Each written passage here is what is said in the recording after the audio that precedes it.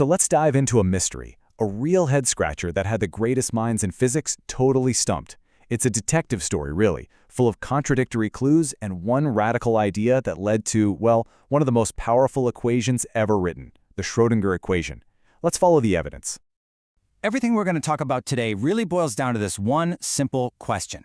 And, at first glance, the answer seems completely obvious. I mean, we all think we know what an electron is, right? We're all taught in school that an electron is a particle. It's got a specific mass, it's got a specific negative charge, we can measure these things.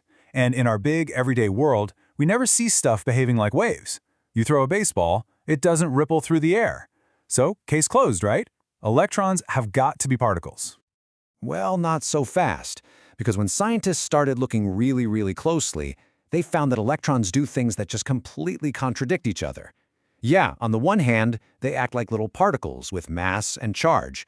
But on the other hand, they show diffraction and interference, which are the dead giveaways of a wave. It's a total paradox.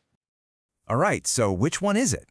To figure this out, we have to look at the first big piece of hard evidence, the clue that proved something truly bizarre was going on down at that tiny quantum level.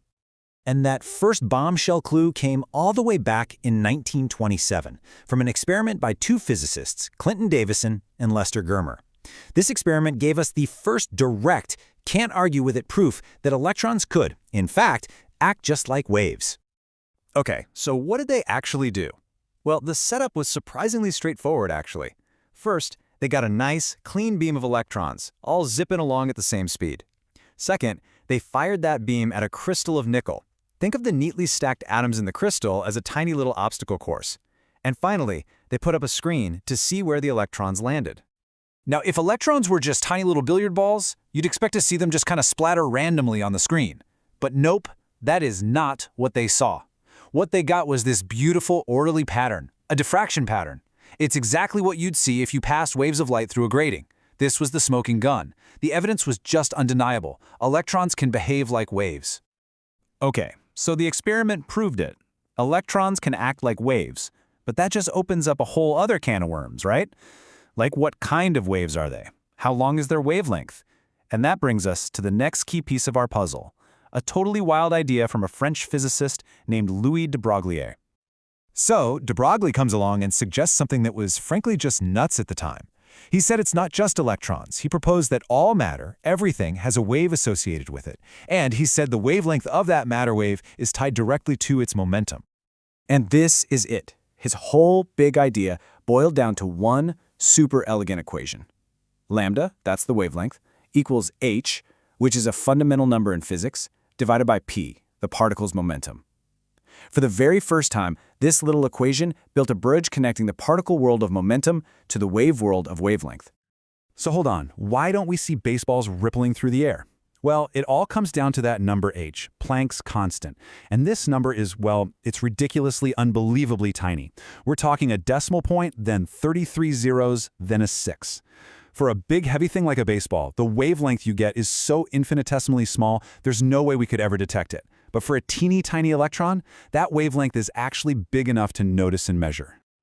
All right, let's recap. We've got two huge clues in our detective case. We have experimental proof that electrons act like waves, and we have an equation that tells us their wavelength. This sets the stage for the main event, using these clues to actually build the equation that governs the whole show. So, this is the exact question that was bugging Erwin Schrödinger.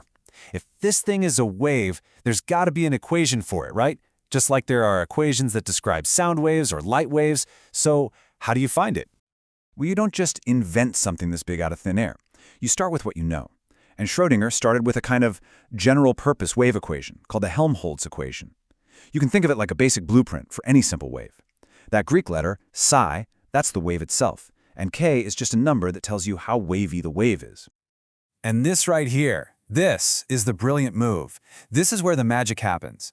Schrödinger connects this generic wave blueprint to the actual electron by using de Broglie's idea.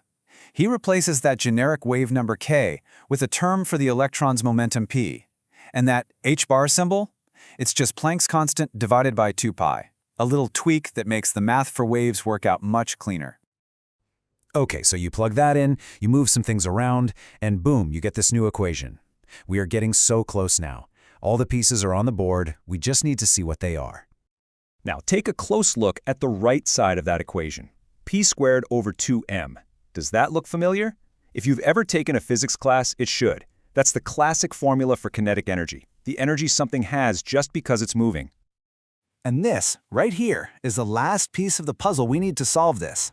It's a fundamental rule in physics. The total energy of any system, which we call E, is always just its kinetic energy plus its potential energy, V.